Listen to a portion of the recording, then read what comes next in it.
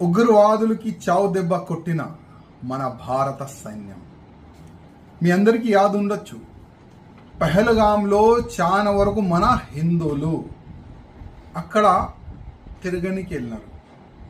చాలా మంది హిందువులు ఉండే పేరడిగి ఏ విధంగా ఈ టెర్రరిస్టులు అందరికీ చంపేసినారు. మీరు అందరు కూడా చూసినారు. ఆ రోజే ప్రధానమంత్రి మోదీ గారు ఒక సంకల్పం తీసుకున్నారు. ఎట్టి పరిస్థితిలో మా భారతీయుల పైన కాల్పులు జరిపిన ఈ టెర్రరిస్టుల్ని నేను ఇడవను. ఒక సంకల్పం తీసుకోండి. ఇవాళ చాలా వరకు కొన్ని పొలిటికల్ లీడర్లు మోదీ గారు చెప్తారో ఏం చెయ్యరు. చాలా వరకు పొలిటికల్ లీడర్లు కామెంట్ చేస్తారు.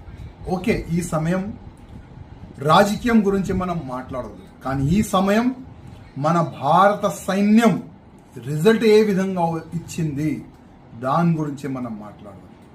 ఇవాళ ఏ దేశం కూడా ఈ విధంగా యాక్షన్ తీసుకోదు, కానీ మన భారత సైన్యం స్వయం ప్రధానమంత్రి గారు కూర్చొని మన భారతదేశ సైన్యంకి ఆదేశం ఇచ్చినారు, మీరేం చేస్తారు చేయండి. కానీ ఇవాళ మన భారత సైన్యం పాకిస్తాన్లో గుసాంచి టెర్రరిస్ట్ అడ్డల పైన, అంటే టెర్రరిస్ట్ అడ్డ పైన ఏ విధంగా బాంబు దాడి చేసి దాదాపు 90 అబోవ్ టెర్రరిస్టుల్ని చంపేస్తారు. అంటే మా హిందూ మహిళలు బొట్టు తీసేస్తే మా భారత సైన్యం రిజల్ట్ ఏ విధంగా ఇస్తుంది ఇవాళ మన భారత సైన్యం చూపెట్టింది. అదేవిధంగా పహల్గాంలో ఆ టెర్రరిస్టులు భర్తకి ఏ విధంగా చంపినారు మహిళల ముందు, చంపే ముందు ఏం చెప్పినారు వాళ్ళు, మోదీకి చెప్పుకోపో.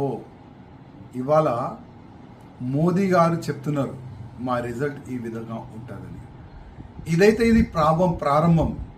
నేనైతే ప్రధానమంత్రి మోదీ గారికి ఒక రిక్వెస్ట్ చేస్తున్నా.